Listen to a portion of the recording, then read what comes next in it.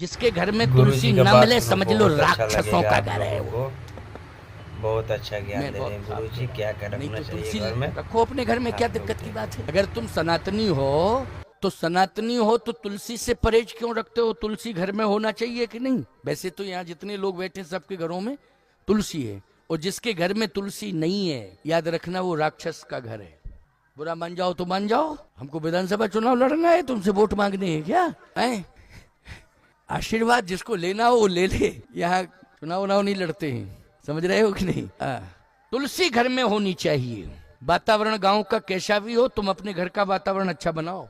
शालिग्राम भगवान की पूजा, तुलसी की पूजा जिस घर में होती है, याद रखना उस घर में कभी भी कोई राक्षस किसी भी प्रकार की अनहोनी घटना को अंजाम नहीं दे सकता है, चाहे जितना प्रभावशाली क्यों ना हो। रावण ने सबको प्रभावित किया था लेकिन विभीषण को प्रभावित नहीं कर पाया महाराज। ना उसने तुलसी हटा पाई विभीषण के भवन के आगे से, हटा पाई हो तो बता दो जरा। नव तुलसी का वृंद तय देख हरस कपि राय।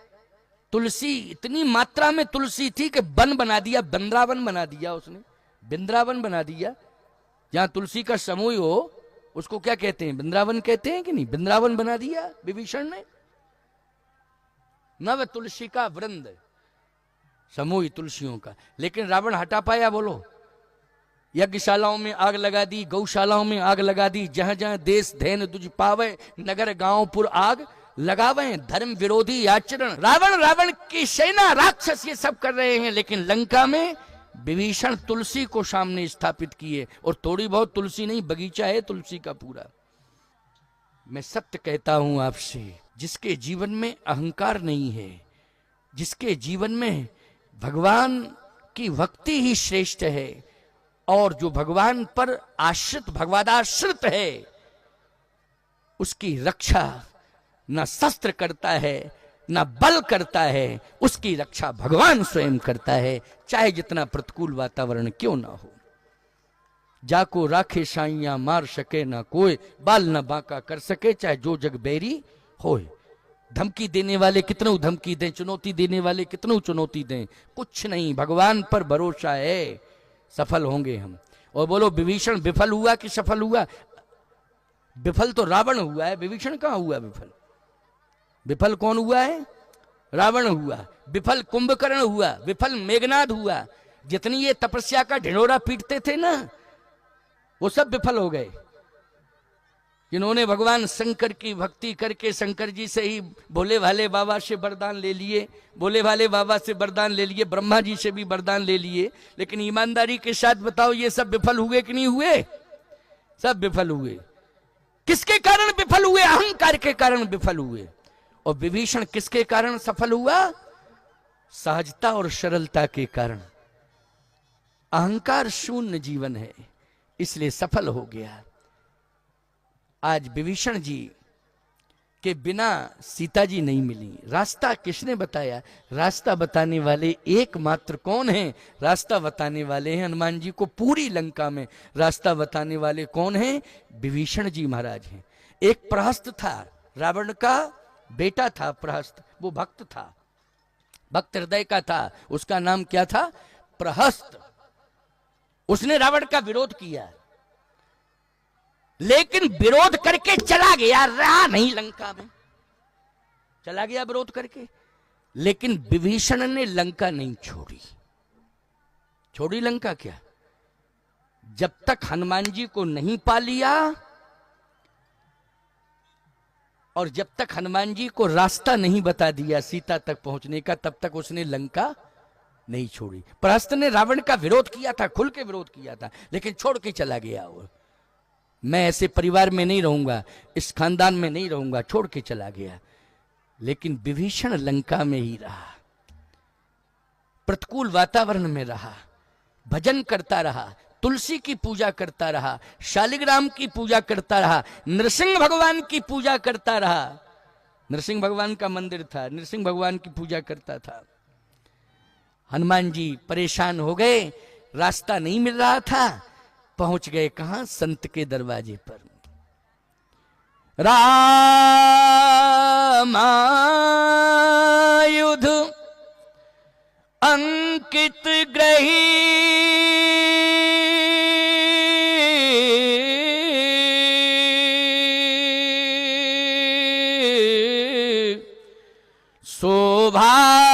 बरनी न जाय,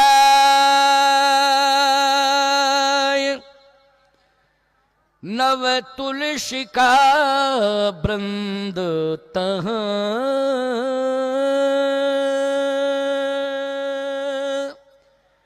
देख हरस कपीराय।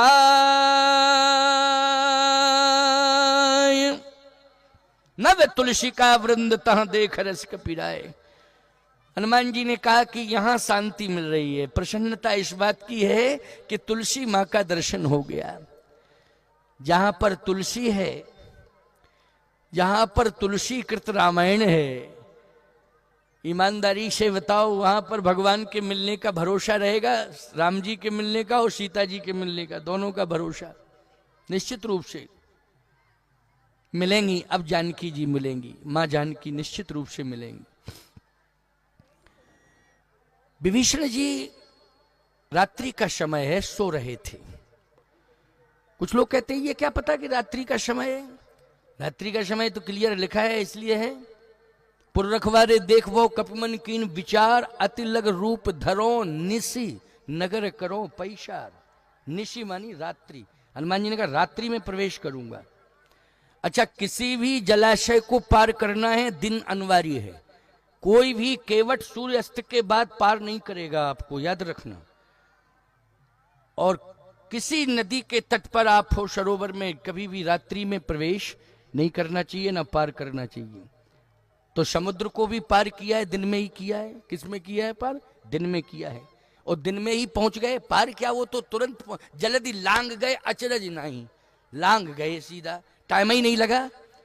थोड़ा सा ये सुरसा उर्सा मिली, सिंगिका मिली, मिली, ये सिंगिका मिली, सुरसा मिली, मैनाक मिला, थोड़ा सा टाइम लग गया, थोड़ा, लेकिन ज्यादा टाइम वो भी नहीं लगा। हनुमान जी ज्यादा टाइम ही नहीं दिए, जल्दी लांग गए, अचरज नहीं, दिन में ही पहुंच गए लंका में।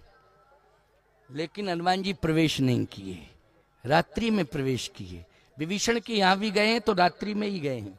रात्रि में जब आप किसी के यहां जाओगे तो क्या मिलेगा आपको? वातावरण सोने वाला वातावरण मिलेगा। रात्रि में किसी के भी घर के सामने जाओगे तो वातावरण गांव का हो, घर का हो, रात्रि का वातावरण कैसा होता है? सोने वाला। सब सोते हैं रात्रि में। लंका में भी सब सो रहे थे। श्री राम जय जय राम। नव तुलसी का वृंद तह देख हर्ष कपीराय। समय था लेकिन रात्रि का।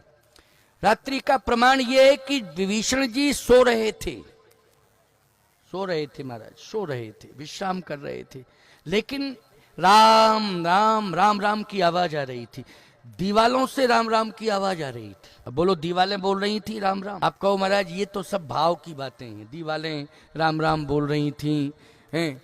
ये भाव की बात है। नहीं, भाव की बात नहीं, विश्वास की बात है। किसकी बात है? कलयुग में तुकाराम की पत्नी जो भी काम करती थी, ये कलयुग की बात बता रहा हूं मैं आपको। विश्वास, चले जाओ गुजरात, पूछ लेना, वहां जाके पता लगा लेना। विश्वास करना पड़ेगा आपको, और विश्वास ही नहीं है तो फिर बेकार है सब। विश्वास तो करना पड़ेगा। तुकाराम की पत्नी जो भी काम करती थी, संत तुकाराम की पत्नी भगवान का नाम लेकर काम करती थी। झाड़ू लगावे तो भगवान का नाम लेवे। एक ही भजन था उसका, हे कृष्ण गोविंद हरे मुरारे, हे नाथ नारायण वास देव। झाड़ू लगावे तो यही मंत्र जपे, भोजन बनावे तो यही मंत्र जपे, गाय की सेवा करती थी इसी मंत्र के साथ, गोबर उठाती थी इसी मंत्र के साथ, कंडे बनाती थी इसी मंत्र के साथ। एक दिन उसके कंडे चोरी चले गए। चोरी चले गए तो बैठ गई, रोने लगी। तुकाराम जी आए, उन्होंने कहा क्यों रो रही है, क्या बात है? मेरे कंडे चोरी चले। अरे चले गए, सोना चांदी चला गया चोरी, कंडे चले गए, चले जाने दो कंडे चोरी। सोना चांदी चला जाता तो सोचते। कहे सोने चांदी से भी ज्यादा कीमती थे मेरे कंडे। बोलो बोल सकते कि नहीं? इतना तो प्रणाम नहीं करना चाहिए छोटे को। वैसे तो हनुमान जी ने यही कही, नाय सवन कहूं माथा। सवन कहूं माथा का अर्थ तो ये, जो जड़ चेतन जग जीव जत सकल राम में जान, बंदों सब के पद कमल सदा जोर जुग पान। और गजब की बात तो ये है, मैं कहता हूं इन दोहों पर ध्यान क्यों नहीं दिया जाता है। एक चौपाई को लोग पकड़े हैं, ढोल बजा रहे हैं, बड़बड़ा रहे हैं, ढोल गमार शूद्र पशु नारी, ये सब ताड़न की एक ही चौपाई पकड़ रखी है। ये दोहा क्यों नहीं पकड़ रखा है कि तुलसीदास जी ने कहा है, तुलसी जिनके मुखनते धोके निकसत राम, वाके पग की पानही मोरे तन को चाम। तुलसीदास जी कहते हैं, जिसके मुख से धोखे से भी राम शब्द निकल जावे, मेरे शरीर की चमड़ी उतार लेना, जूती बना करके उसके पैर में डाल देना। ये तुलसीदास जी कह रहे हैं, वाके पग की पानही मोरे तन को चाम। ये किसने? तुलसी जिनके मुखनते धोके निकसत राम। सीधी सी बात, ये विनम्रता की पराकाष्ठा।